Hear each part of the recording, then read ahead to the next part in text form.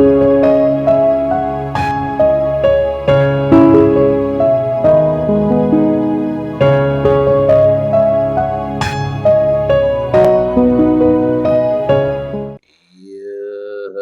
जगत सारा क्षणिक है और आत्मा एक नित्य है। आत्मा का अनुभव बस एकमात्र नित्य है। कहन राज को कर नमन, करो महान यह काज। आप्त ज्ञान की प्राप्ति है, मंगलमय सुख साध। मंगलमय सुख साध।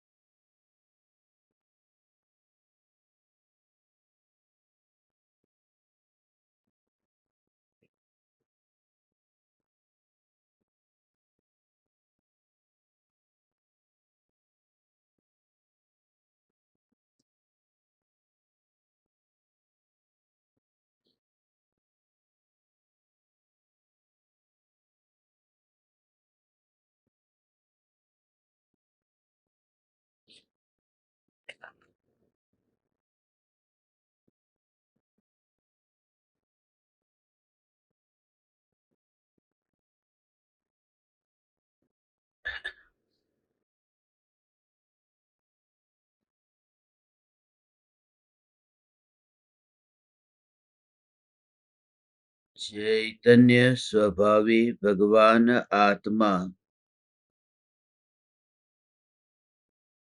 स्वयं ही चैतन्य समयसार है।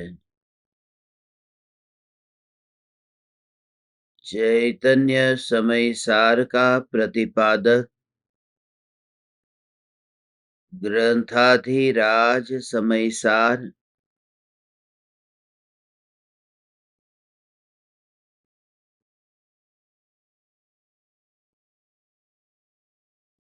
अकर्तावाद के सिद्धांत को सिद्ध करने के लिए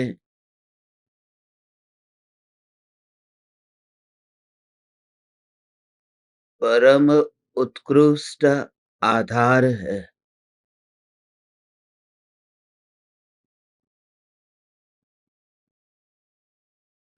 अनेक प्रकार से युक्ति से, तर्क से, उदाहरण से, न्याय से और यहाँ तक कि आगम के प्रमाण से आचार्य देवों ने अकर्तावाद के सिद्धांत को सिद्ध किया। आचार्य कुंद कुंद देव ये कहते हैं कि भगवान आत्मा कर्म का कर्ता भी नहीं है और कर्म का भोक्ता भी नहीं है। जगत के समस्त पदार्थ आत्मा के ज्ञान स्वभाव से अत्यंत दूर होने से यह ज्ञान उन पदार्थों का कर्ता या हर्ता नहीं है। प्रत्येक पर्याय अपनी योग्यता से उत्पन्न होती है और अपनी योग्यता से नष्ट होती है, क्योंकि हमारे विकल्प तो अनंत है। और यदि ये विचार करें कि अनंत विकल्पों में से कितने विकल्प पूरे हुए। प्रत्येक अज्ञानी किसी न किसी प्रकार से असंतुष्ट है। जहाँ है वहाँ अनुभव करता नहीं और जहाँ न है वहाँ का विचार करता है। जब जमीन पर होते हैं और अपने ही सिर पर हवाई जहाज निकले तो जमीन पर देखने के लिए समय कहाँ है। आकाश की ओर हम देखते हैं, मस्त हो जाते हैं, देखो हवाई जहाज निकला। और हवाई जहाज में बैठे हुए लोगों को देखते हैं कि खिड़की से जमीन को देखने के लिए घूर घूर कर देखते हैं कि क्या दिखाई दे रहा। ये जो अज्ञानी की चित्त की वृत्ति है कि जहां है वह देखना नहीं और जहां नहीं है उसे ही देखना। आचार्य कुंदकुंद देव ये कहते हैं, ये वृत्ति इसलिए उत्पन्न होती है क्योंकि जहां है वहां तृप्त नहीं है। अपने ही घर में जो तृप्त है वह खिड़की खोलकर दुनिया को देखने भी क्यों जाएगा। जो अपने को देखने में व्यस्त है वह नदी के बहते प्रवाह को देखने क्यों जाएगा। वह सिर्फ किनारे पर रहता हुआ अपना अनुभव करता है।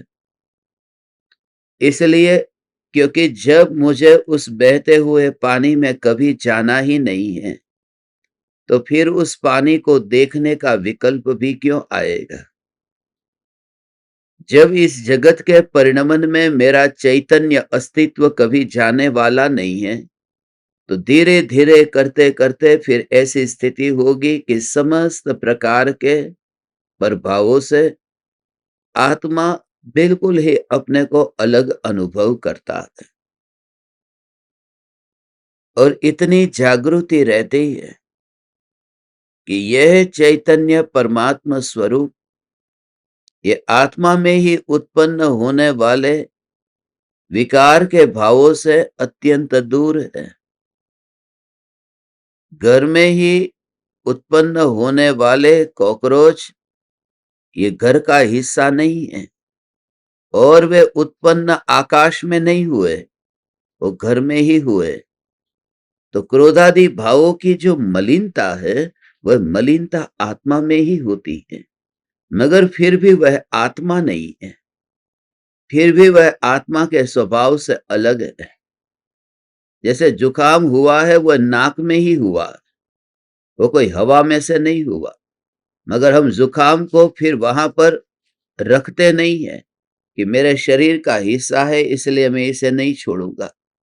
क्योंकि जब हम जानते हैं कि ये मैल है तो भले ही शरीर में से उत्पन्न हुआ हो उसे दूर कर देते हैं। और रंच मात्र भी हमें दुख नहीं होता कि मेरे शरीर में से मेरा हिस्सा कुछ लूट गया, चला गया। तो जब राग की उत्पत्ति को मलिनता के रूप में देख लिया जाए तो राग का जब अभाव होगा तो रंच मात्र पीड़ा न होगी, क्योंकि उसे उसने वैभव के रूप में माना ही नहीं था, वह तो मैल के रूप में माना था। और वह मैल दूर हुआ, स्वास्थ्य प्रकट हुआ। कुछ नया प्राप्त नहीं होता, स्वास्थ्य को कहीं बाहर से लाना नहीं होता, स्वास्थ्य तो अपना स्वभाव है। बस ये स्वस्थ, बीमारी बाहर से आती है, स्वास्थ्य तो स्वभाव है। और स्वास्थ्य के संबंध में शंका भी नहीं होती। यदि कोई हमसे पूछे कि आप कैसे हैं और आप कहे कि बस स्वस्थ है, तो कोई अगला सवाल ये नहीं पूछेगा कि क्यों स्वस्थ है। मगर आप कहेंगे कि अस्वस्थ हूं तो फिर प्रश्न खड़े होंगे, क्यों अस्वस्थ हो, बीमारी क्या है, कारण क्या है, इलाज क्या है, जल्दी से बताओ हम कुछ करें। तो अस्वस्थ के बारे में फिर अनेक कारण होंगे, उसके उपाय होंगे। स्वस्थ में कोई कारण नहीं है, उपाय नहीं है, क्योंकि स्वभाव है। जब मैं चैतन्य परमात्मा ऐसा स्वभाव का अनुभव होता है तब फिर कोई कारण नहीं है, कोई उपाय नहीं है, सिर्फ संतुष्टि है। आचार्य कुंदकुंद देव अभी आज 320वीं गाथा में जो रहस्य बता रहे हैं ये सारे समय सार का सार समझो, समय सार का प्राण समझो। यह गाथा इतनी गजब की गाथा है कि आचार्य जयसेन देव ने इसे मोक्ष अधिकार का सर्वोत्कृष्ट, जैसे सबसे ऊंचे मंदिर के ऊपर जैसे कलश लगाओ, शिखर के ऊपर ध्वज से भी अलग और जो दूर से चमक रहा है, ऐसा जो कलश है, ऐसे ही ये 320वीं गाथा है। ये गाथा का पाठ करने के बाद बहुत गहराई में जाना है, क्योंकि ये एक गाथा ऐसी है, यदि ये समझ में आ जाए तो सारा समयसार समझ में आ जाए। बात ऐसे ही है। देखो, अभी पाठ पहले करते हैं 320वीं गाथा।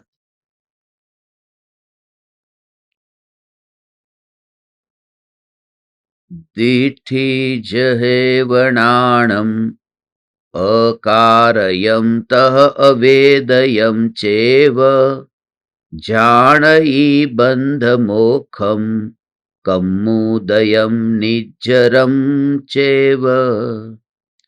जिस प्रकार दृष्टि अर्थात नेत्र दृश्य पदार्थों को देखती ही है, उन्हें करती भोगती नहीं है, उसी प्रकार ज्ञान भी अकारक व अवेदक है और बंध मोक्ष कर्मोदय और निर्जरा को मात्र जानता ही है।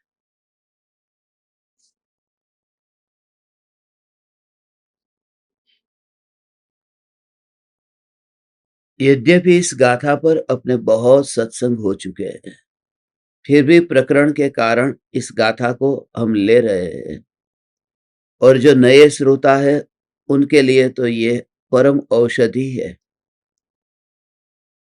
इसका विशेष विश्लेषण इसकी टीका में किया है। वो ये है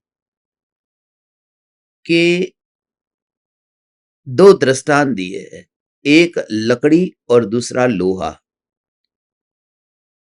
जब अग्नि पैदा होती है तो ईंधन से अग्नि पैदा होती है। तो एक दृश्य सामने देखो कि यहां लकड़ी है, वो जली और उसमें फिर अग्नि पैदा हुई, और उस अग्नि में लोहे का गोला है जो उसमें तप रहा है। तो ये तो बात हुई ये अग्नि की, मगर वो अग्नि जो है वो किसके कारण पैदा हुई, उसका कर्ता कौन? कि लकड़ी। और वो जो लोहे का गोला वो हो गया उसका भोगता, भोग रहा है अग्नि को। तो अग्नि का कर्ता तो ईंधन है और अग्नि का भोगता लोहे का गोला। ये अग्नि की बात चल रही, अग्नि का कर्ता और अग्नि का भोगता। अब जो आंख दूर है, जो देख रही है उस अग्नि को, उस आंख ने न तो अग्नि को किया है, न तो उसने अग्नि को भोगा है, क्योंकि आंख जल करके अग्नि नहीं हुई और आंख उसके अंदर तप नहीं रही लोहे के गोले की तरह। तो जैसे ये अग्नि का कर्ता तो ईंधन है, अग्नि का भोगता तो लोहे का गोला है, मगर आंख है वह सिर्फ और सिर्फ दूर से देखती है, वो करती नहीं है और भोगती भी नहीं है। ऐसे ही जो भाव उत्पन्न होते हैं, उन भावों का कर्ता भी कोई पराया है और भोक्ता भी कोई पराया है। ज्ञान है वह तो न तो भावों को करता है न तो भोगता है, वह दूर से नेत्र की भांति मात्र जानता है। और यही कारण है कि अनंत विकारों को जानने के बावजूद भी यह ज्ञान नष्ट नहीं हुआ, अभी ऐसा का ऐसा है। और जब कोई व्यक्ति उस आंख से उस अग्नि को देखता है मगर उसकी आंख जलती नहीं है, तो फिर वह जब निर्भय हो जाता है, किससे? देखने से निर्भय हो जाता है। अब इसके सूक्ष्म रहस्य में जाना है कि ये भगवान आत्मा का जो ज्ञान है, हे चैतन्य परमात्मा, इस ज्ञान स्वभाव को अलिप्त अनुभव करना, अछूता। वो अग्नि दूर से दिखाई देती है, उसके पास जाकर के नहीं, उससे दूर रह करके।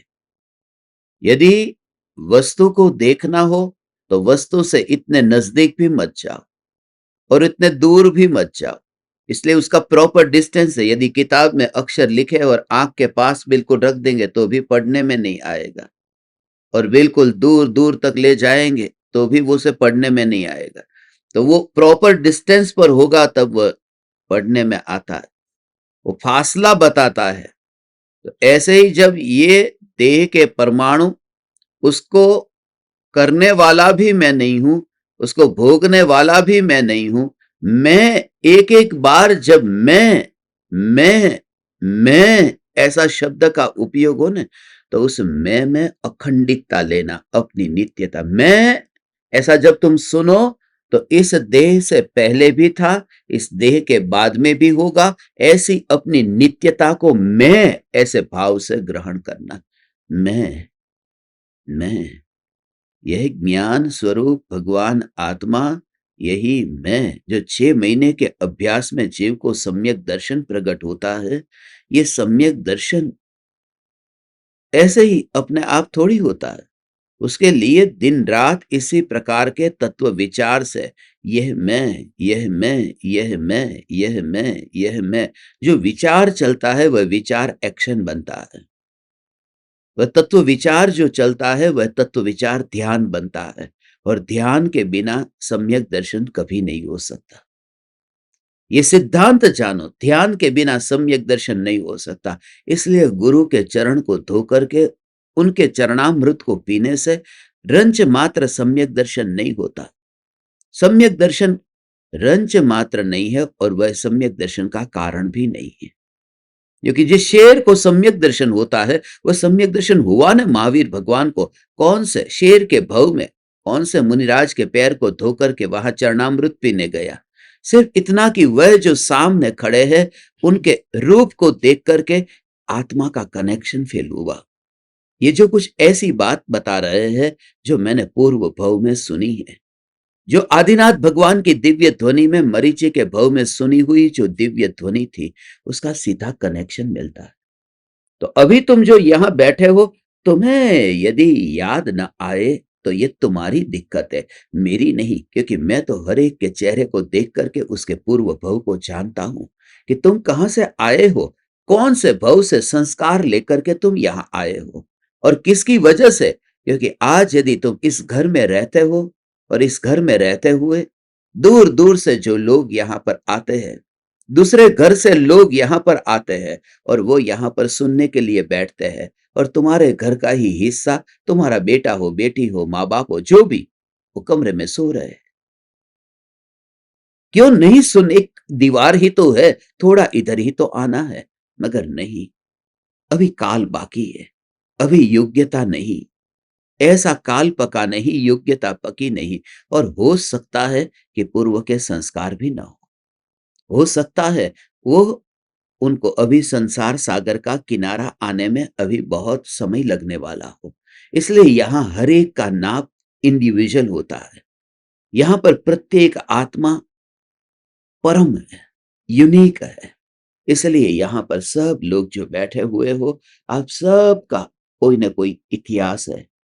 उस इतिहास में चैतन्य के संस्कार का संचित होना, क्योंकि तुम्हें अंदर से ऐसा लगेगा कि चैतन्य चैतन्य चैतन्य चैतन्य चैतन्य चैतन्य चैतन्य चैतन्य। ऐसा सुनते ही मैं इसी की खोज में था। अब एक समय के लिए भी मैं आपसे अलग नहीं हो सकता, मैं इसी की खोज में था। मैंने, जब वो शेर जैसा प्राणी, हिरण का मांस खाने वाला, जिस समय मुनिराज का योग हुआ, मुंह में तो मांस है, एक कुल्ला थोड़ी करता है वहां पर शेर। हिरण को फाड़ करके, हिरण को चीर करके उसको खाने वाला वह शेर, इतना क्रूर, मगर उसी भव में तात्कालिक चंद लम्हों में सम्यक दर्शन पाता है। क्योंकि जो बाहर में हिरण को न छोड़ूंगा, ऐसा जो साहस, ऐसा जो निश्चय करके दौड़ा था, उसकी परिणति भी स्वरूप में ऐसे ही दौड़ती है। क्योंकि जो उल्टी दिशा में चल सकता है, वह सीधी दिशा में भी चल सकता है। इसलिए एक भी तीर्थंकर बनिया नहीं था जो दुकान पर बैठा हो और ध्यान में लीन हुआ हो। सब हथियार लेकर युद्ध करने के लिए कुरुक्षेत्र में जाते थे। और वे ही 24 के 24 राजपुत्र, 24 के 24 क्षत्रिय, 24 के 24, ये कोई इत्तेफाक नहीं है, उसके पीछे कारण है। उसके पीछे कारण है क्योंकि वह इंद्र जिनके चरणों में झुकता है, नमस्कार करता है, सब कुछ बाहर में मिला, धन मिला, पद मिला, प्रतिष्ठा मिली, मगर अंतर में अभी भी कुछ अधूरा था।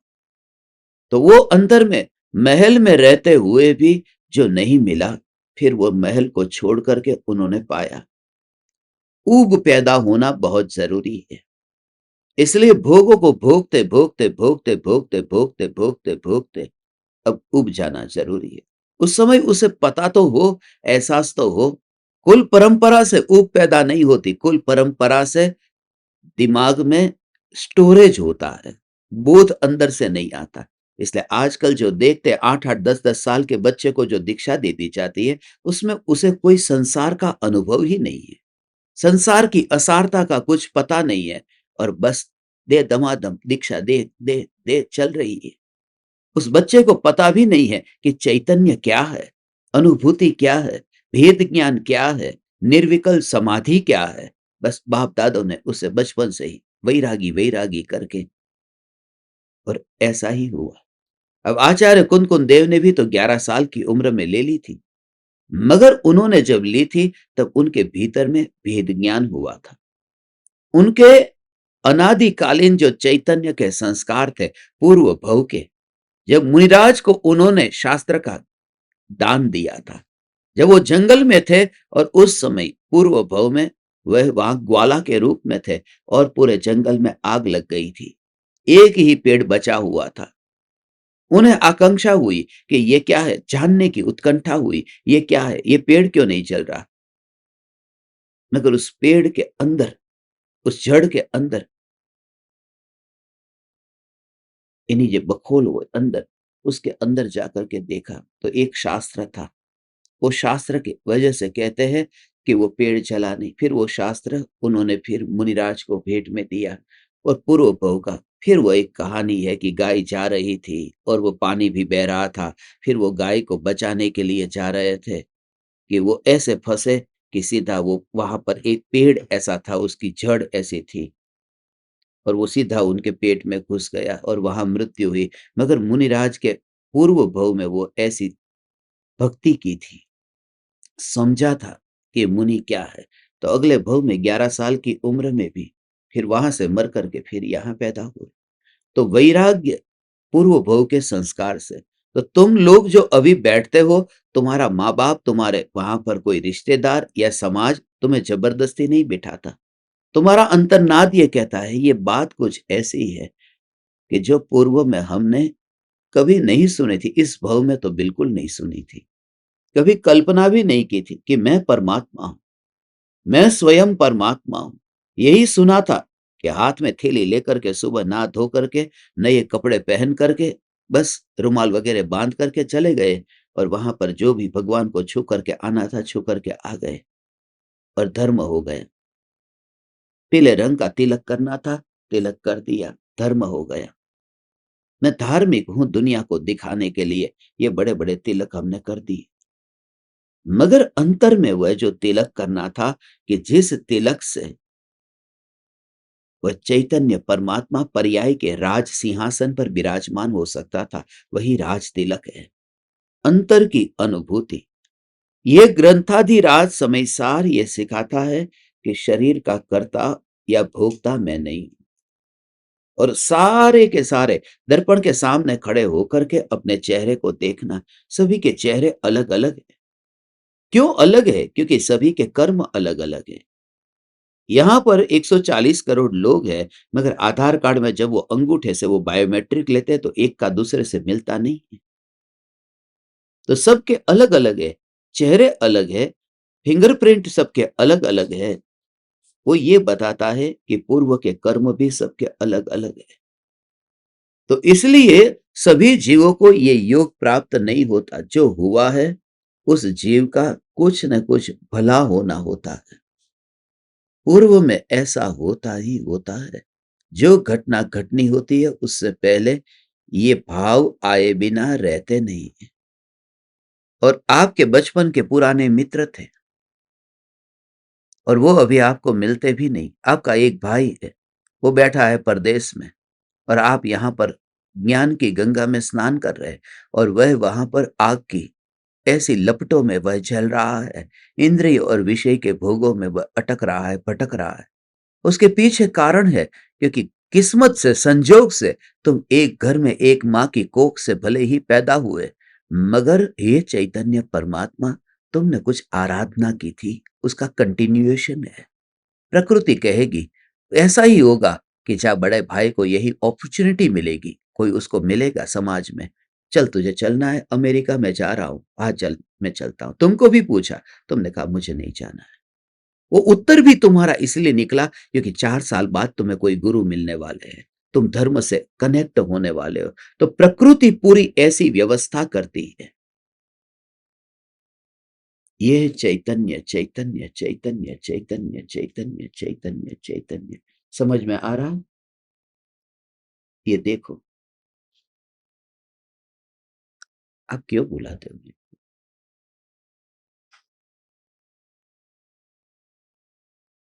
इनकी मम्मी है ना, माँ है ना।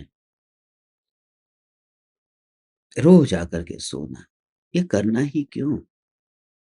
एक दिन भी ऐसा नहीं है जब नहीं सोए। और मैं मना कर रहा हूं फिर भी आ रहे। उसका कारण क्या है? हाँ?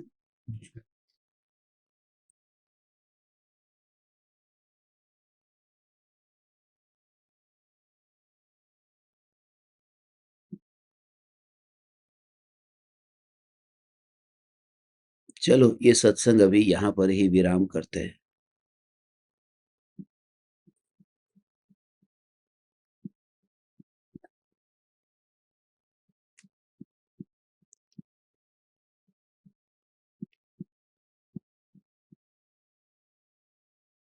एक व्यक्ति की वजह से पूरा सत्संग बिगड़ता है। उनको सत्संग में नहीं आना चाहिए, घर पे बैठ के सुनना चाहिए।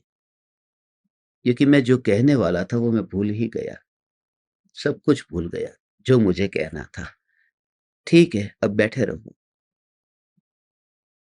मैं आप सभी से कहता हूँ, मुझे किसी की ज़रूरत नहीं है। मेहरबानी करो ना मुझ पर।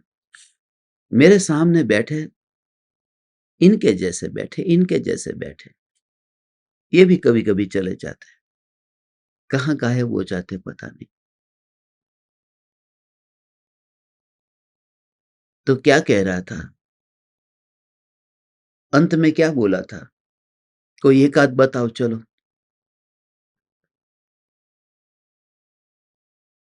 अंत में ये कहा था कि ऐसे लोग आते क्यों हैं? अंतर्नाद नहीं। देखो ऐसा है।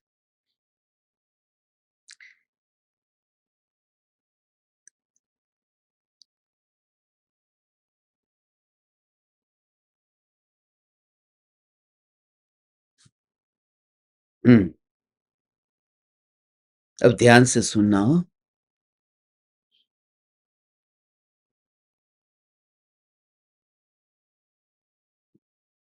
चैतन्य तत्व की अनुभूति के लिए ये अग्नि का, बस अब एक बात स्मरण में आई, अब शांति से सुनना। जैसे ये अग्नि की बात कही है, उस अग्नि का स्वभाव कैसा है कि ये गर्म है, ये ईंधन उसका करता है, ये लोहे का गोला उसका भोगता है और ये अग्नि है, आँख उसका मात्र दृष्टा है, उसने मात्र देखा है। दूसरी बात कि वह अग्नि को देख करके आँख जलती क्यों नहीं है? क्योंकि उसके पास जाति नहीं है। क्यों नहीं जाती? क्योंकि आँख है, वो शरीर का हिस्सा है और शरीर का हिस्सा शरीर में से बाहर निकलकर पर में जा नहीं सकता, वहां अग्नि में। तो वो जो ज्ञान है, जो जानता है, वो जानने वाला ज्ञान वह आत्मा का हिस्सा है। माने अब तुलना करके मैं पूछूंगा कि आंख माने ज्ञान, पूरा शरीर माने आत्मा। जैसे आंख है वह शरीर का एक हिस्सा है, ऐसे ही ज्ञान है वह आत्मा का एक गुण है, आत्मा का हिस्सा है। मगर देखने मात्र से वहां पर जाना नहीं होता, और वह करता नहीं होती, भोगता नहीं होती। उसकी स्वतंत्रता ऐसी है जैसे समुद्र में से लहर उठी। इस पर तो गुरुदेव ने इतना स्पष्ट किया, पूरा सत्संग अभी स्मरण में आ रहा है कि ऐसी जो समुद्र में से उठने वाली जो तरंग है, और आंख है वह समुद्र की तरंग को देखती है, मगर मेरी आंख भीगी नहीं। ये क्यों नहीं भीगती? क्योंकि समुद्र में डूबती नहीं, समुद्र के पास जाती नहीं। तो तरंग जब उठती है तो तुम्हें ऐसा दिखेगा कि क्रोध की तरंग उठी, क्रोध की तरंग उठी, और वो जो ज्ञान है उस ज्ञान ने क्रोध के पास गए बिना, क्योंकि ये सिद्धांत है, जिसे तुम जानते हो उसके पास जाने की जरूरत नहीं, जानते हो उसके पास जाने की जरूरत नहीं, तो दूर से ही तुम उसे जान सकते हो। ऐसे ही मैं चैतन्य परमात्मा ज्ञान जो विकल्प को जानता है, विकल्प के पास में गए बिना ही विकल्प को जानता है। जरूरत नहीं है कि उसके पास में ज्ञान चाहे। ये स्वभाव का जो जोर है वह जोर ऐसा है, हे चैतन्य परमात्मा, कि ज्ञान है वह ज्ञान ज्ञान में ही रहता हुआ जगत को जानता है, और ज्ञान अप्रभावित रहता है। वो वहां पर कुछ करने नहीं गया, क्योंकि वहां पर ही टिका हुआ है।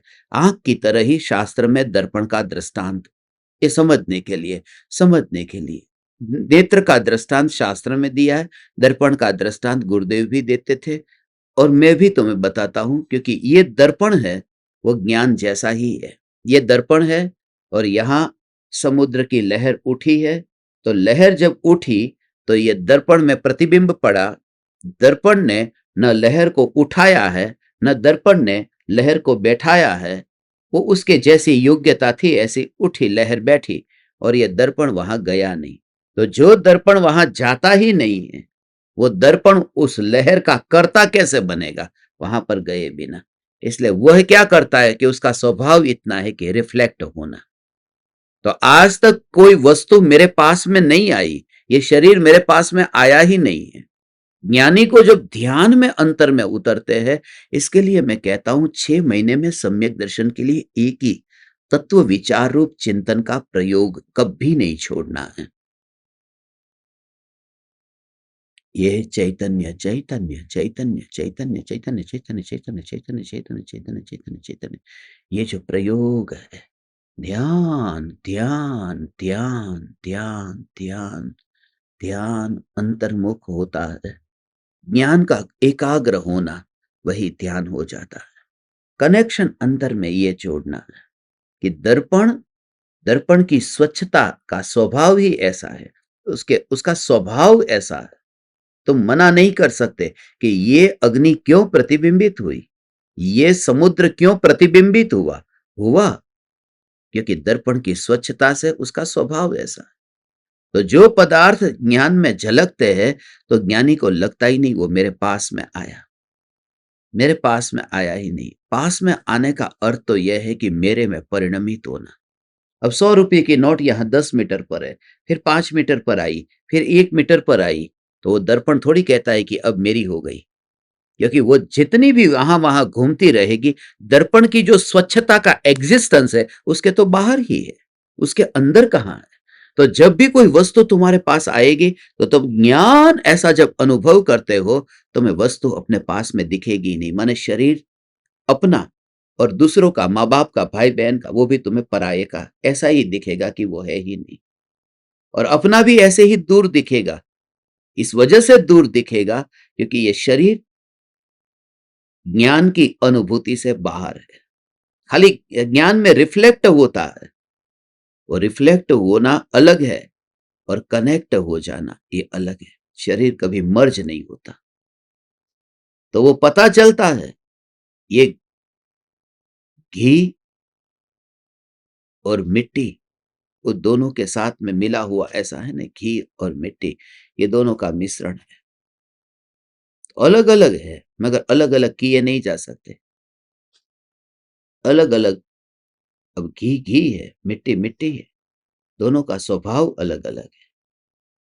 मगर जो घी अभी अग्नि पर है, भले मिट्टी के साथ मिला हुआ है और भले गर्म भी हो रहा है, फिर भी वो अपने चिकनेपन के स्वभाव को छोड़ता नहीं है। गर्म हो तो भी, ठंडा हो तो भी, वो चिकना स्वभाव वो घी अपना छोड़ता नहीं है। तो इसमें 5 बात हो गई। एक तो बात हुई कि ये मिट्टी है और मिट्टी के साथ में ये घी मिला हुआ है।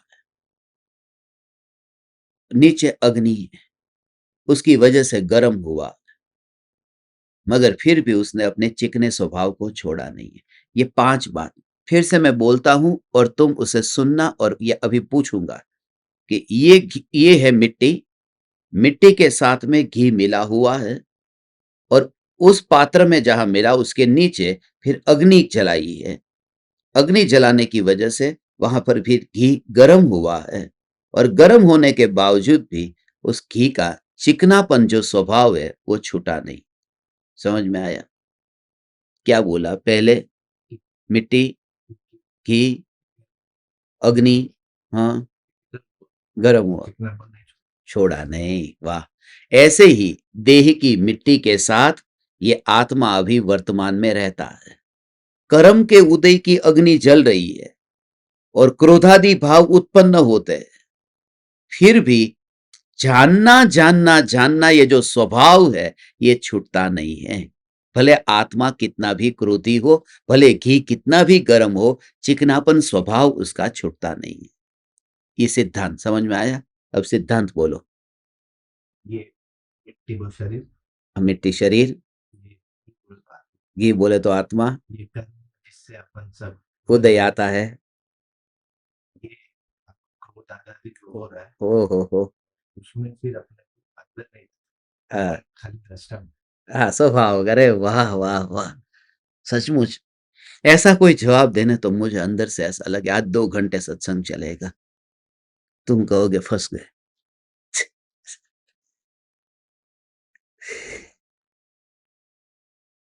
है ना, जीव ऐसे भी जीव है। आपका तो हो गया है काम। वो बहुत बहुत बहुत बहुत, देयर इज कनेक्शन। हे चैतन्य परमात्मा, हे चैतन्य परमात्मा, हे चैतन्य परमात्मा, हे चैतन्य परमात्मा। रातों की नींद हराम हो जाएगी, मैं कर ही देता हूं।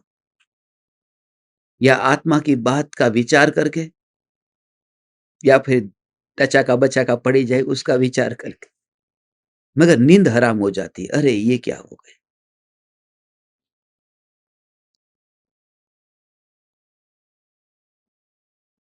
पहले ही दिन यहाँ पर ये सत्संग हुआ था ना, उस दिन पता था कि ये सत्संग यहाँ दोबारा होने वाला है। अधूरा जो है ना वो कभी छूटता ही नहीं, वो होता ही है, पूरा होता ही है। और अभी भी अधूरा है। इस घर में बहुत सत्संग होने वाले, कुछ अधूरा है, और आप एक दिन घर छोड़ के निकल जाएंगे, देखना, भर जाएंगे। टेंशन मत लो, अभी नहीं, थोड़ा टाइम के बाद में। नहीं तो फिर अरे रे रे, क्योंकि वो निकलेंगे तो आप भी तो निकलेंगे। यहाँ कौन हमेशा के लिए घर में रहने को है? ये सब रहना तो बस कोई उदय है। नीचे अग्नि है, ऊपर घी गर्म हो रहा है, मगर चिकनापन क्या करे? कुछ नहीं। वो कोई शिकायत नहीं करता चिकनापन कि ये घी तो गर्म क्यों हुआ है। कुछ नहीं, क्योंकि स्वभाव नहीं छूट रहा है न। तुम्हें जब स्वभाव का ऐसा जोर होगा न, अब तुम्हें कर्म के उदय घर में है, वन में है, इसलिए कृपालु देव ने उतनी भी जड़ता नहीं रखी। ऐसा ये महापुरुष छोड़ना चाहे तो एक लंगोटी उतार सकता था न। और क्या करना था कि मैं साधु मगर मायाचारी नहीं की। अभी राग पड़ा हुआ है। नहीं तो बहुत कृपालु देव ये कर से लोगों में कितने पूज्य हो जाते। मगर ज्ञानी में इतनी प्रामाणिकता है कि जैसा हूं ऐसा हूं। अभी ये वस्त्र में हूं तो मैं गृहस्थ हूं, कोई बात नहीं, पत्नी है, बच्चे हैं, मनसुख है, माँ है, सब है, मगर मैं साधु नहीं। और फिर भी अंदर में वैदेही होकर, देह रहित होकर के, देहातीत ऐसी जो दशा, देह छता जेनी दशा, वर्ते देहातीत, ते ज्ञानी ना चरण मा हो बंधन अगणित। हे चैतन्य परमात्मा, ये दर्पण बताता है कि दर्पण के पास में कुछ आया ही नहीं है, नजदीक आया ऐसा दिखता है मगर आया ही नहीं है। वो नेत्र जो है, वो नेत्र को जलाया नहीं है अग्नि ने।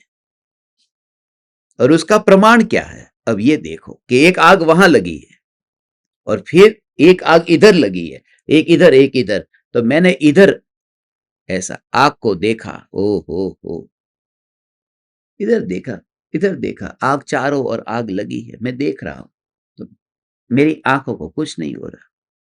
मगर जब फिर मैंने इधर पीछे मोड़ के देखा तो वहां बर्फ का ढेर था। और मैंने जब बर्फ को देखा ने, तो वो क्या सिद्ध करता है कि अग्नि को देखने की वजह से मेरी आंख जल नहीं गई थी। यदि जल गई होती तो अब ये बर्फ कैसे दिखता? माने आंख तो थी ना। ये प्रूव हो गया ने कि आग को देखा फिर भी नहीं जली, क्योंकि बाद में बर्फ को देख पा रहा हूं मैं।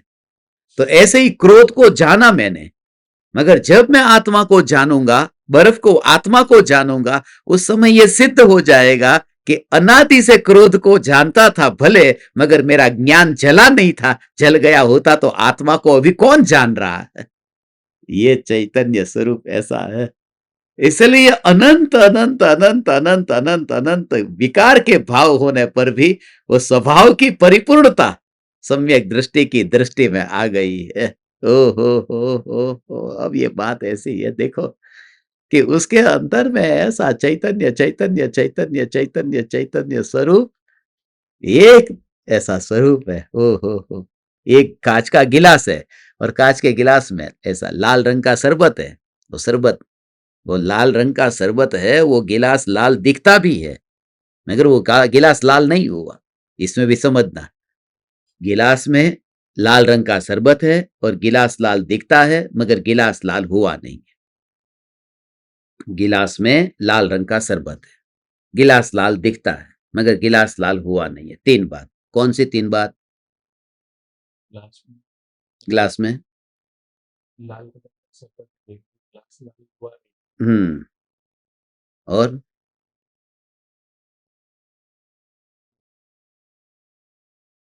ग्लास में लाल रंग का शरबत है, फिर शरबत लाल कलर का है, ग्लास दिखता नहीं है। हाँ, लाल दिखता नहीं है, लाल दिखता है ना। बाहर दिखता है लेकिन है नहीं। हाँ, तो तीन पॉइंट हुए ना कि गिलास में लाल रंग का शरबत है, गिलास लाल दिखता है मगर गिलास लाल हुआ नहीं है।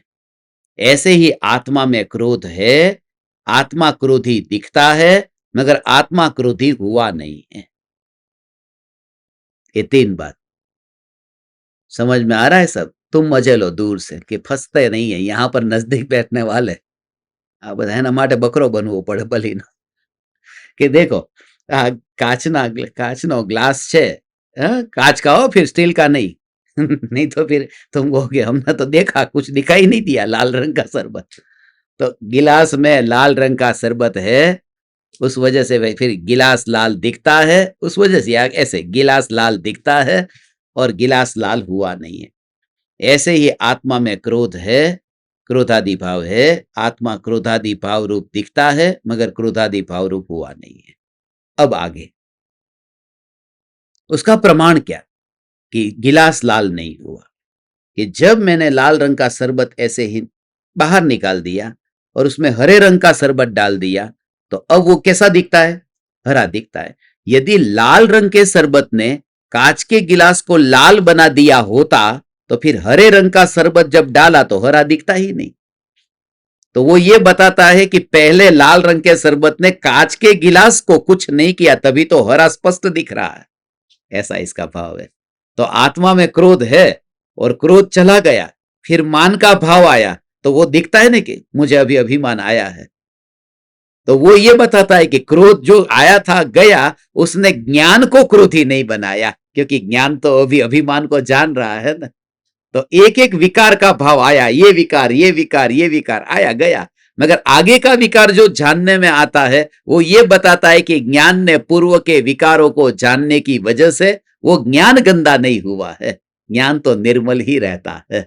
ऐसा ओ हो, ऐसा ज्ञान ज्ञान ज्ञान ज्ञान ज्ञान का स्वरूप है। तू शरीर को एक और पड़ा रहने दे, विकल्प को एक और पड़ा रहने दे, और एक और है, और तू पुरुषार्थ कर। ऐसा આવી રીતે તને કહું છું ને, ભગવાન તો સ્વરૂપનો અનુભવ આવી રીતે થાય। કેટલી સૂક્ષ્મ વાત છે, કેટલી સૂક્ષ્મ વાત છે કે લાલ રંગનું શરબત અને ગિલાસ લાલ થયો નથી। ઓહો, અંદરમાં શ્રદ્ધા એવી છે। તમે આવી રીતે કરીને આમ ટ્રેની અંદર લાલ રંગનું શરબત આમ લઈને તમે જાઓ ને, મહેમાન આવે ત્યારે આમ તમે આમ આપો, ત્યારે તમને કેવી શ્રદ્ધા છે, પાક્કી શ્રદ્ધા છે કે નહીં કે આ શરબત મહેમાનના પેટમાં જવાનું છે ને ગ્લાસ મારા ઘરમાં જ રહેવાનો છે? એમ કે મહેમાન ગ્લાસ નહીં પી જવાના હોય, એમ नहीं, शरबत पीवाना है, ग्लास रेवानो है। तो ऐसा है, फिर भी समझ कितनी है? ऐसे ही ज्ञानी को होती है कि ये जो क्रोध का शरबत है लाल, वो चला ही जाने वाला है, और ये जो गिलास है निर्मल ज्ञान, वो इधर ही रहेगा। तो क्रोध को देखता हुआ भी अपने ज्ञान को ही पकड़ कर रखता है, क्रोध को तो छूता भी नहीं है। गिलास ही पकड़ में आ सकता है, शरबत तो पकड़ में ही नहीं आ रहा। ओ हो, ऐसा ये स्वरूप। और अंदर में गहराई में अनुभूति जब होती है, वो लेकर मेहमान के पेट में ये शरबत जाने वाला है। यहां पर वो क्रोधादि भाव किसी मेहमान के पेट में नहीं जाने वाले, क्रोधादि भाव खुद मेहमान होकर के आए हैं और जाने वाले हैं। ओहो, वो आते हैं जाते हैं, आते हैं जाते हैं। और मेहमान घर पर आए तो उसे भगाना नहीं, कि भगाना तो होता है। आज तक किसी भी मेहमान को भगाने के लिए कोई ऐसा कहता है कि आप चले जाओ, हमको यहाँ जमता नहीं। वो कोई क्रैक होगा केईएम हॉस्पिटल में एडमिट करने वाला, वो ही कहेगा कि हमको जमता नहीं है, चले जाओ। बाकी समझदार थोड़ा बुद्धि वाला हो तो वो तो ये कहेगा, वो कुछ नहीं कहेगा। वो जैसे अब मैं यहां पर आया, आपको मुझे भगाना है, तो आप बोलेंगे नहीं, भाई अच्छा नहीं लगता है, मगर आप अपने कमरे में बैठ के अपना काम करते हैं, और मैं यहां पर बैठा हूं, आपका इंतजार कर रहा हूं, कब आप बाहर आए आए आए आए, आप आए ही नहीं। तो समझ जाना चाहिए कि अब यहाँ रहने जैसा नहीं है, क्योंकि वो ध्यान ही नहीं दे रहे। हाँ, આ 2 વાગી ગયા, કઈ જમવાનું કઈ નક્કી નથી, કઈ હું આ બધું આમ કરીને,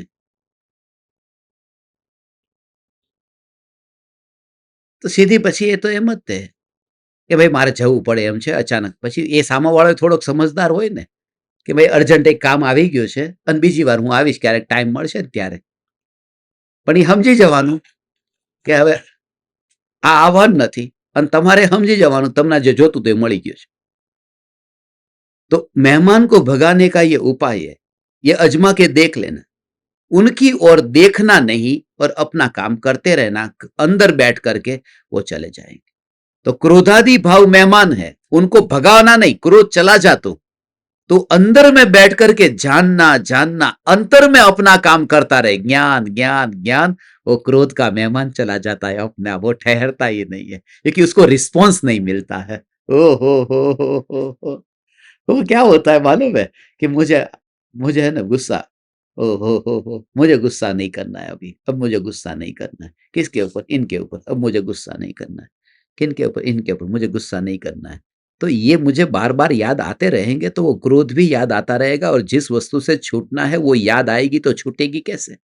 इसलिए उसे अनदेखा करना है, इग्नोर करना है। उससे अधिक महिमावान जो है उसको देखना। ओ हो, ऐसा है। उसके लिए कुछ अलग थोड़ी करने जाना है, बस उसको छोड़, दिमाग में से उसको हटा दे। अब 100 रुपए की नोट आई है तो पसीने वाली आई है, इतनी बदबू है, आज तक किसी ने उसको पानी में डालकर धो करके रखने का कोशिश की है कि लाओ, और मैल नहीं है, हाथ में लेते समय पता नहीं है पसीना हजारों लोगों का है। और 100 की नोट बड़े बड़े अरबोपति के हाथ में आती है, वो तो ऐसे लोगों के हाथ में आती है जो पसीने में होते हैं। अरबोपति तो रुपया गिनता ही नहीं है। यदि आप खुद के रुपये खुद गिनते तो आप अरबोपति नहीं है। सीधी बात है ना। तो वो जो हाथ में वो लगता है, छूता है, तो उस समय इग्नोर कर दिया कि ठीक है मैं ले तो है। विचार भी कहाँ आता है, 100 रुपया लेते हैं तो यहाँ हृदय के पास में यहाँ रखते हैं, जेब में यहाँ होती है ना, ऐसा इस साइड क्यों नहीं, इस साइड क्यों, हृदय इधर होता है। तो नोट दिल के पास होनी चाहिए बिल्कुल।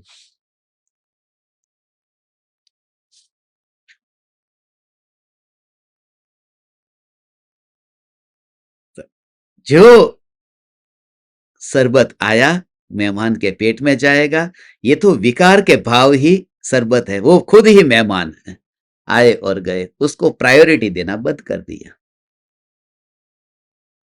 कोई मूर्ख ही ऐसा होगा, हो समझ में आ रहा है, जो सामने से बोल दे कि आप मेरे घर पे मत आना, ये मूर्ख ही होगा। मूर्ख माने सीधा केईएम हॉस्पिटल। समझदार माने क्रोध को चला जा, क्रोध चला जा, क्रोध चला जा, क्रोध, ये काम नहीं करना है। मैं अपने ज्ञान में इतना ऑक्यूपाइड रहता हूं, इतना बिजी रहता हूं कि नहीं, बस सीधी बात है, मैं बिजी रहता हूं इसके लिए। ओ हो ओ हो, ऐसा है। फोन पे बात करने में बिजी था और वरघोड़ा निकला, बारात निकली, बैंड बाजे बजे, और किसी ने पूछा यहाँ पर एक वरघोड़ा निकला था थोड़ी देर पहले, पता है? बोले पता ही नहीं, मैं तो फोन पे बात कर रहा था, अमेरिका फोन चल रहा था बिजनेस का। अब अमेरिका की आवाज यहाँ सुनाई दे रही है, वो वरघोड़ा की नहीं सुनाई दे रही, क्योंकि इंटरेस्ट नहीं है। इंटरेस्ट नहीं है तो इग्नोर हो जाता है, जिसमें इंटरेस्ट है तो पूरा फोकस चला जाता है। इसलिए वस्तु को तो छोड़ना ही नहीं है। कैसे छोड़ोगे? जहां जाओगे वहां वही का वही वही वही दिखेगा। घर छोड़ के जाओगे तो जंगल दिखेगा, पत्नी छोड़ के जाओगे तो वहां पेड़ दिखेगा, पत्ते दिखेंगे, कुछ ना कुछ तो दिखेगा ना। इसलिए वो उपाय नहीं है, उपाय नहीं है। वो अंदर का भाव, उसको तो सूरदास के बारे में मैंने सुना है कि उनकी आंख तो थी, ऐसा सुना है, मगर उन्होंने एक स्त्री को नग्न देख लिया तो उन्होंने फिर वो भूल ही नहीं पा रहे थे, आंख फोड़ दी कि अरे ये क्या कर दिया मैंने, ये क्या कर दिया। और आंख फोड़ने के बाद में उन्होंने हजारों श्लोक लिखे उसके ऊपर जो देखा था। माने फूटने के बाद में भी अभी अंदर से कहां जाएगा, वो तो याद आ ही रहा है ना। तो ये उपाय नहीं है आंख फोड़ना, कान काटना। उपाय तो एक ही कि रुचि बदल जाए तो स्वरूप का आश्रय लेकर के जीव पार हो जाए। रुचि, इंटरेस्ट चेंज होना चाहिए, बाकी कुछ नहीं करना है। और इंटरेस्ट और बढ़ता जाए, प्रत्यक्ष सदगुरु के योग से वह इंटरेस्ट दिन दुगुना रात चौगुना ऐसा बढ़ता जाता है कि बस अंदर से वैराग्य से दुकान बंद नहीं होती, मगर फिर भी दुकान बंद हो जाती है। वो अंतर में भाव में दुकान पर जाता है, मगर अंतर में अब वो रहने लगा। दुकान बंद नहीं होती, दुकान दो कान तो खुले रहते हैं, मगर वो अंतर में अपने स्वरूप को अनुभव करता है। वो सुनता ही नहीं है दुनिया को, ऐसा सारे जगत को देखता है, मगर देखता हुआ भी हो। महावीर भगवान का समोसरण कल रात को जब बात कर रहे थे ना, ऐसा ही हो, ये ऐसा ही समोसरण है।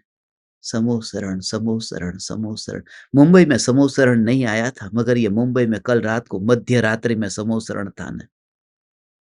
2 बजे तक तो अपन जगे, 4 बजे तक मैं जगा। 4 बजे जब इन लोगों ने तो, ये ब्रह्म मुहूर्त में उठने वाले लोग, हम ब्रह्म मुहूर्त में सोते हैं। धर्म होगा कैसे ब्रह्म मुहूर्त में सोने वाले को?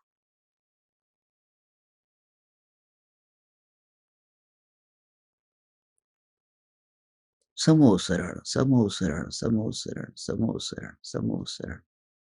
कल ऐसा ही ये समोसरण ऐसा भाव भगवान। इसलिए मेरे जाने के बाद में यहाँ बैठना, यहाँ बैठ करके फिर सत्संग सुनना, इस जगह पे बैठ करके ज़ूम को चालू कर देना, ये सुनना है सब, and you feel the connection जो भी है। 3 लोक के किसी भी प्रदेश पर जब आत्मा रहे, उसकी तैयारी यहाँ से होती है। ज्ञान, ज्ञान, ज्ञान, ज्ञान, ज्ञान। तो तुरंत ही जो दृष्टि बदल गई ना, तो सृष्टि में अब कुछ करने का भाव नहीं आया। छोटी सी ऐसी बीमारी में कितना अंदर से ऊहापोह हो जाता है, आकुलता हो जाती है। अभी तो पेट में दर्द होता है और कितनी चिंता होती है, क्या होगा ये? रिपोर्ट में कुछ आ नहीं रहा। ये छुपी बीमारी होगी क्या? क्या कैंसर तो नहीं होगा? पकड़ में नहीं आ रहा है। न जाने तरह-तरह के विकल्प आते हैं।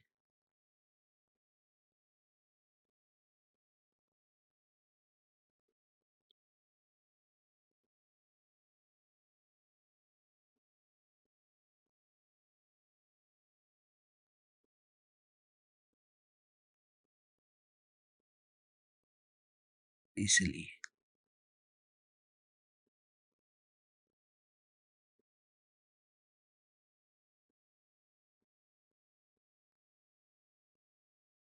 कोई कैंसर नहीं होगा। कोई कैंसर नहीं होगा, क्योंकि जिसमें मिथ्यात्व का कैंसर नहीं हो सकता, वही ज्ञान स्वरूप में ऐसी धारा यदि चलती रहे, तो रिश्तेदार सब पास में हो, कागज के रिपोर्ट पर वो सब बातें आई हो कि तुम्हें कैंसर हुआ है, मगर वो जानने वाला वो कैंसर से पीड़ित नहीं है, वरना जानता कैसे है? तो ऐसे ही देखना, रिपोर्ट को देखते समय भी आँख से मैं अंधा तो नहीं हुआ ना, ये रिपोर्ट दिखाई दे रहा है ना। तो जब भी दर्द होता है, वह जानने वाला तो दर्द नहीं बन गया, इसलिए तो ये दर्द को जान रहा है। तो ज्ञान और ज्ञेय के बीच में ये भेद जानना, ज्ञान का स्वरूप अलग है और ज्ञेय का स्वरूप अलग है, ऐसा ये भेद जानना। चैतन्य चैतन्य चैतन्य चैतन्य चैतन्य चैतन्य चैतन्य, ये चैतन्य चैतन्य चैतन्य, ज्ञान और ज्ञेय, ऐसा ये चैतन्य परमात्मा, यह चैतन्य परमात्मा ज्ञेयों के पास में गया नहीं, तो दर्पण को जाता हुआ नहीं देखा। और इस वजह से क्या होगा, जैसे ये दर्पण यहाँ पर है और ये दीवार है, ये दीवार दर्पण में प्रतिबिंबित हुई और फिर मैंने दर्पण को ऐसे मोड़ दिया, अब दूसरी दीवार रिफ्लेक्ट हुई, फिर इधर मोड़ दिया तो ये दीवार रिफ्लेक्ट हुई, फिर इधर ये दीवार रिफ्लेक्ट हुई, तो ये प्रतिबिंबित हुई। तो जब ये दीवार दर्पण में प्रतिबिंबित हो रही है और जैसे मैंने दर्पण मोड़ा, तो यहाँ से ना कोई खून निकला, आंसू निकले, कुछ दुख हुआ, ना कुछ। क्यों? क्योंकि ये जब प्रतिबिंबित हो रही थी, तो इसके अंदर कुछ गई नहीं थी। इसका और दीवार का नाता नहीं जुड़ा था, तो अपने आप दर्पण मुड़ गया, कुछ नहीं हुआ। फासला था, अंदर कुछ नहीं था, ये स्वच्छ था, ऐसा है। तो 4 गति है, ये मनुष्य का शरीर है, ये भी एक दीवार है। अभी ये जानने में आ रही, यहाँ से मर के दर्पण पलट जाएगा, स्वर्ग का देव है, वह जानने में आएगा। मगर तू उस ज्ञान में पहले से ही इतना कनेक्टेड यदि रहता है, ज्ञान, ज्ञान, ज्ञान, आह, आह, आह, आह, आह,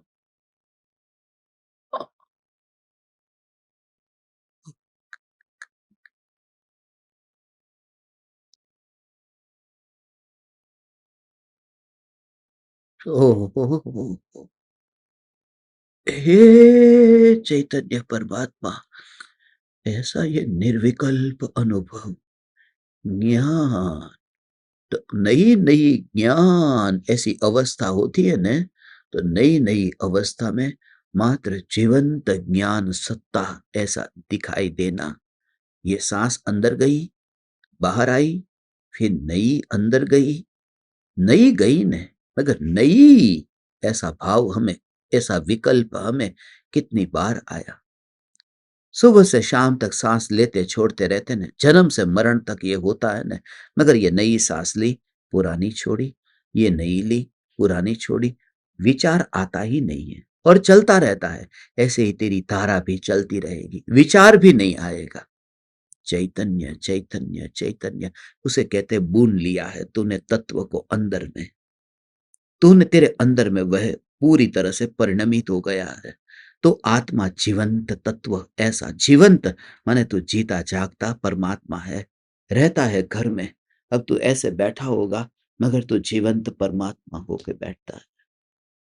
और दुनिया देखेगी तो ये देखेगी कि ये आदमी परिग्रह के साथ बैठा है, कितना धन कमा रहा है, नई नई प्रॉपर्टी खरीद रहा है, कितना पाप कर रहा है, कब तू दीक्षा लेगा, ये दुनिया का विचार होगा। मगर तू जब अनुभव करता है तो जल में कमल की तरह, पानी को जैसे कमल का पत्ता ऐसे छूता ही नहीं। कभी पानी की बूंद कमल के पत्ते पर हो, दिखाई भी देती हो, मगर ऐसे ही उठाओ कि पानी की बूंद गिर जाती है नीचे, वो उसके ऊपर थी ही नहीं, वो दिखाई देती थी। इतना फासला जब तुझे देह से ही दिखाई देने लगे, और तब प्रकृति ये कहे कि ये लेकर के हम जा रहे हैं इस शरीर को। वो भूकंप से यदि वो दीवार गिर जाए तो ये दर्पण कुछ रोता नहीं, कुछ नहीं। वो कैसे इधर था और ऐसा मुड़ गया, उसमें कोई खुशी नहीं, कोई गम नहीं, क्योंकि दर्पण में कुछ नयापन आया नहीं, सत्ता में, एग्जिस्टेंस में, क्लीनलीनेस। उस दर्पण पर ही अपनी एक किताब है, 1000 दृष्टांत लिखे हैं उसमें, ज्ञान दर्पण सहस्त्री। कैसे दर्पण और ज्ञान दर्पण में कुछ कनेक्शन है, 1000 एग्जाम्पल है। वो आप अपने घर में रखना, मंगवाना, वो जिम्मेदारी आपकी। वो वैसा करके उमराला से आपको भेज देंगे, यहाँ पर भी मुंबई में होगी वो ज्ञान दर्पण सहस्त्री। 1000 ये ज्ञान रूपी दर्पण है। एक बार बैठा था और सहज याद आए तो 1000 दृष्टांत दर्पण का ऐसा, और वो है ज्ञान मात्र चैतन्य। हो दोनों को इग्नोर कर दिया ऐसे। शुरुआत में जब तूने ऐसा देखा तो ठीक है, और वहां शरीर होगा, शरीर है, ऐसा तू बैठा भी है, शरीर है। शरीर को तूने अलग नहीं किया, सोफा पर बैठा है, मगर तेरी वो स्थिति ऐसी हुई कि तू अब आना जाना तेरा बंद हो गया। दर्पण जब तूने बाजार से खरीदा तो फ्रेम के साथ में था ने, फ्रेम वहां पर थी, दुकान से तूने फ्रेम देखी भी थी, मगर घर पर जब तू दर्पण लेकर के आया तो ऐसे जब तू अब सुबह उठ के ही सीधा तू इतनी बार गया दर्पण के सामने, या ना धो करके दर्पण के सामने जब गया, तब तूने आज तक कितनी बार फ्रेम को देखा। ऐसे फ्रेम कैसी है, एक बार भी, और फ्रेम टूटी नहीं है, फ्रेम निकली नहीं है, फ्रेम वहीं पर ही है। सिर्फ इतना कि जिसका अब कोई कनेक्शन नहीं है, रस नहीं है, जिसमें हमारा प्रयोजन नहीं है, उसको होने पर भी हम अनदेखा कर सकते हैं कि नहीं, सीधा दर्पण को ही देखते हैं ना। ऐसे ही ये पूरा शरीर फ्रेम की तरह है। तुम हर बार इसको दूर नहीं करते हो, और दुनिया देखती है कि घर में तुम रहते हो, अभी तुम दुकान में रहते हो। ऐसे ही तुम्हें पापी पापी पापी कह करके बस उठने ही नहीं दिया। और जो उठे हुए अपने को मान रहे, वे भी उठे नहीं है, वे भी घर छोड़ करके भागे हुए हैं। भागना अलग है और जागना अलग है। जागना माने बस जागना। मैं सपना देख रहा हूं कि अरे कोई कोई मुझे ये जहर है, कोई मुझे जहर पिला रहा है, जहर पिला रहा है, जहर पिला रहा है, ये सपना देख रहा हूं और मैं जाग गया। अब क्या करूंगा, मैं भागू अब यहाँ, कि कोई था ही नहीं, मैं अकेला बैठा हूं। तो जागने वाले को अब भागने की जरूरत क्या है कि कहाँ है दरवाजा, अरे जाग गया ना, वो तो सपना था। तो जागा हुआ व्यक्ति फिर जहां रहे वहां धर्मी है, वो भागता नहीं है। तो फिर जिन्होंने छोड़ा वो भागे हुए नहीं थे, वो किसी से नहीं भागे थे, उन्हें आगे कुछ दिख गया था। लोग भागते हैं घर से, भागना नहीं है, आगे कुछ, बस मेरे हाथ में कंकड़ है और सामने वो रत्न है। तो रत्न देखा, मैं रत्न को पकड़ने के लिए ऐसा गया, रत्न पकड़ा तो कंकड़ था, वो गिर गया। अब रत्न को पकड़ने गया था, मेरा ध्यान तो रत्न पर था, ये तो अपने आप गिरना होता है। इसलिए घर छोड़ता कोई नहीं है, वो तो छूटता है। वो कुछ ऐसा अंदर में पाया। ये गाथा अद्भुत गाथा है, मगर समय की सीमा है और स्वरूप असीम है। हे चैतन्य परमात्मा, अभी भी सत्संग होने वाला है, इस घर में हो, कल सुबह एक और सत्संग होगा। इतने सत्संग कहीं किसी के घर में नहीं हुए। जल्दी जल्दी सब जगह जो भी सत्संग हमारे वहां रखो।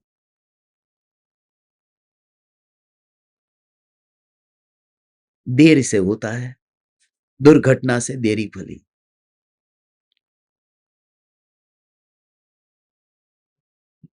मगर बहुत देर भी मत लगाना तुम।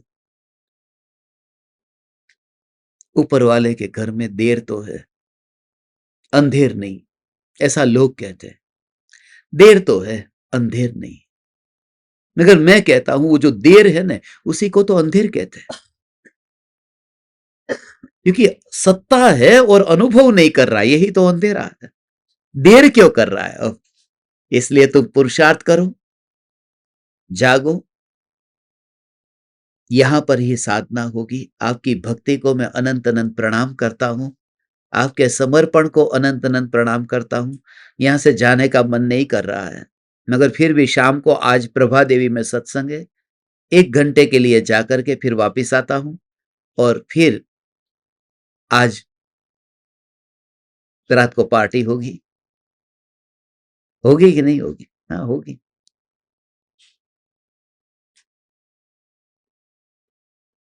आपका अनंत अनंत ऋण है मुझ पर, मेरे प्रणाम स्वीकार करें। चैतन्य समय सार, चैतन्य समय सार, चैतन्य समय सार।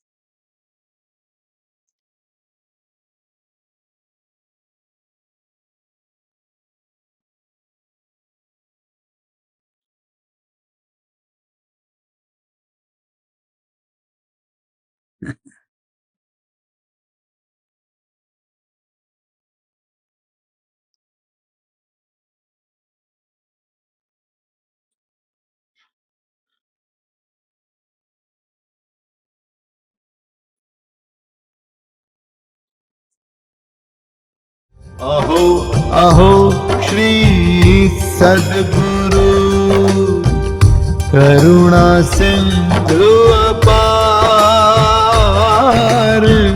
इस पामर पर प्रभु किया आहो आहो उपकार, आहो आहो उपकार। देह सहित जिनकी दशा वरते देहातीत, उन ज्ञानी के चरण में हो वंदन अगणित, हो वंदन अगणित, हो वंदन अगणित।